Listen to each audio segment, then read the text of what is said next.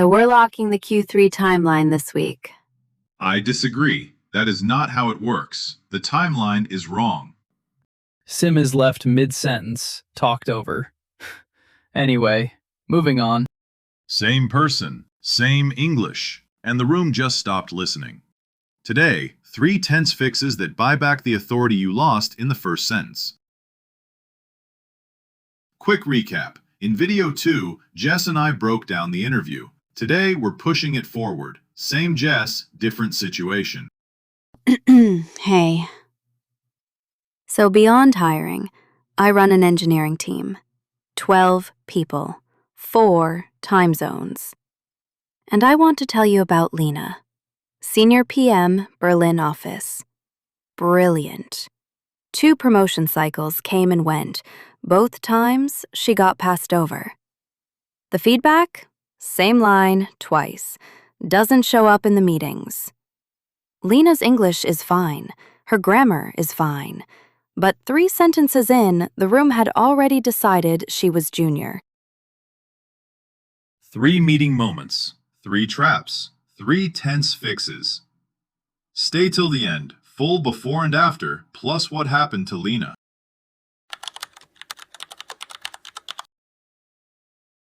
Moment 1. The pushback.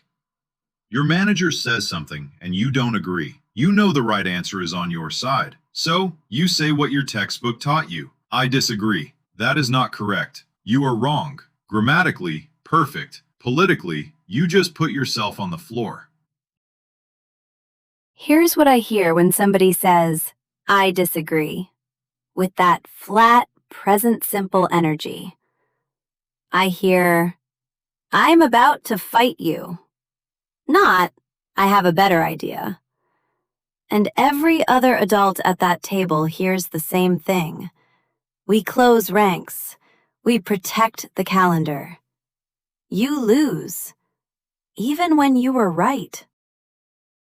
Linguistics. English uses modals, would, could, might, should, as social distance. They don't change what you're saying, they change how much room you give the other person to keep their face. You are wrong, and I'd push back on that, can carry the exact same disagreement. The first is a verdict, the second is a conversation. Senior people in English-speaking workplaces almost never use present simple to disagree. Almost never. It's not politeness, it's strategy. Here's the step-by-step. Catch a harsh statement, swap in a might or could, and watch minds open. Now, it's not instant, it's a gradual, easing process that smooths out the rough edges of conflict. As you turn those keys, watch how rigid statements literally soften into collaborative, inviting language. Suddenly, that rigid steel of disagreement totally dissolves, right? It turns into this vibrant, welcoming space. The door swings wide to a bright light. That's the ultimate goal, total openness to new perspectives.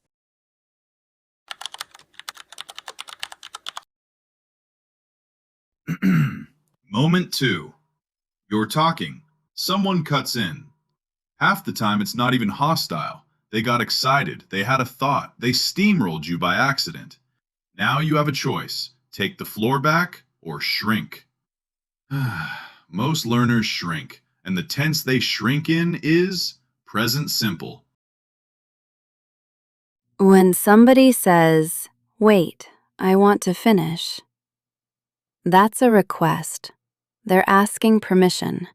And in a meeting with 5 other people, permission has to be granted by someone, usually by me. Now I'm refereeing instead of running my agenda. I don't want that. So next time you ask for the floor, I'm subconsciously less likely to give it back. So, the dependency on the data team. Oh, on data.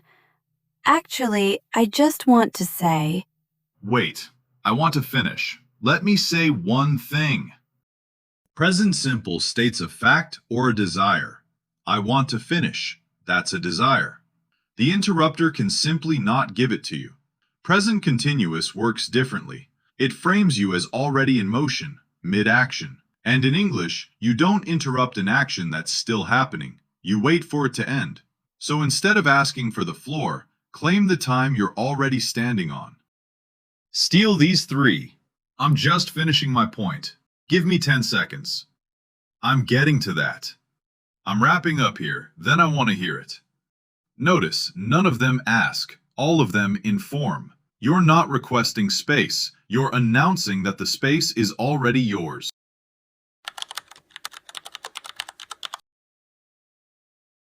Moment 3. End of the meeting. The manager looks at you. Action items. You commit. Most learners say something like, I will check the numbers, or I will send the document. Future simple. Sounds confident, but it's the weakest commitment in English. Honest answer? When somebody says, I will check the numbers, I don't know what that means. Tomorrow? Next week? While they wait for their coffee? I will gives me no shape. So I write down a reminder for myself to follow up, which means I now own your action item. That's how Lena got passed over. 12 action items in 6 months, all I will. And every single one came back to my plate first. Can you pull the latest numbers before the exec review? Yes, I will check them and let you know. Future simple, I will check, has no shape, no edge, no deadline baked in. English has 2 tenses that fix this instantly. Future continuous. I'll be checking implies a process, ongoing work, you're already in motion. Future perfect. By Friday I'll have, locks completion to a specific time. One paints the path, the other plants the flag. Use them together, and your action item now manages itself. Try this. I'll be syncing with finance Wednesday morning, and by Friday I'll have the numbers in front of you. Same task. Now I know exactly when to expect it, and so does everyone else at the table. Okay, quick story before we wrap. At the start, I told you about Lena, Berlin office, 2 promotion cycles missed. Watch what happens when she takes some fixes into her next month of meetings. I disagree. If I could just interject. Can you look into that? Can you handle that task by Friday?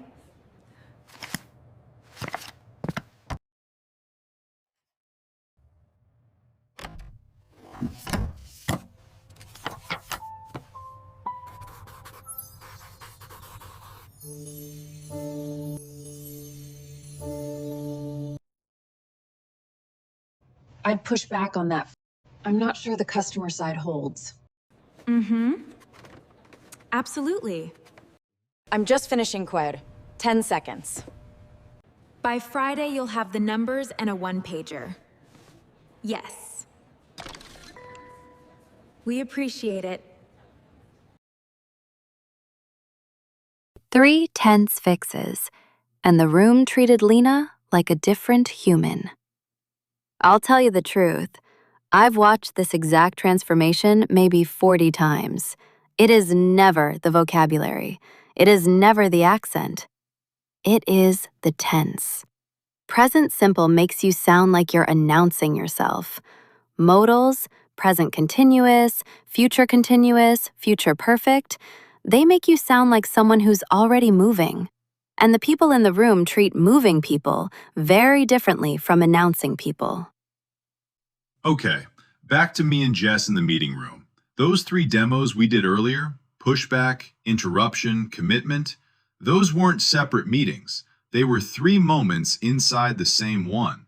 Here's how the meeting plays when you stack all 3 fixes at once. So we'll lock Q3 launch for August 14th. I'd push back on that. I'm not sure QA holds for the 14th. Could we look at it from the customer side first? Tell me what you're seeing. 2 of our biggest accounts are mid-migration. If we ship on the 14th... On migration. Actually... I'm just finishing. 10 seconds. If we ship on the 14th, we hit them mid-migration and the support tickets eat the team for a month. Got it.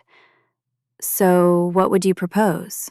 I'll be syncing with finance and support Wednesday morning, and by Friday, you'll have a revised timeline and a one-pager on the trade-offs. Perfect. Watch what just happened. I closed my notebook without writing a reminder. That means I trust him to deliver. And the rest of the room saw it. 3 tense fixes. That's the whole difference. Lena, by the way, is in next promotion cycle. She got it. Same job, same resume, different meetings.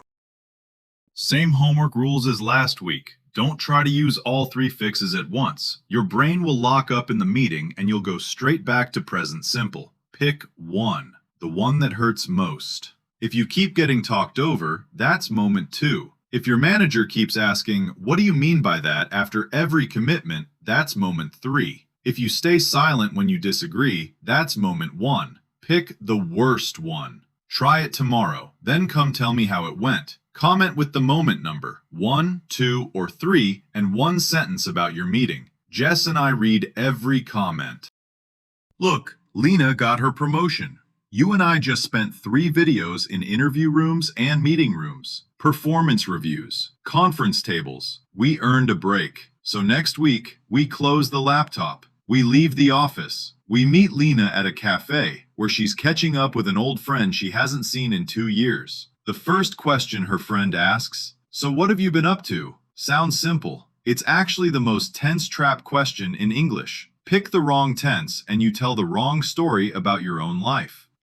If you missed video 2, the interview episode, that's the one right before this. Subscribe, ring the bell. Thanks for having me. See you next week.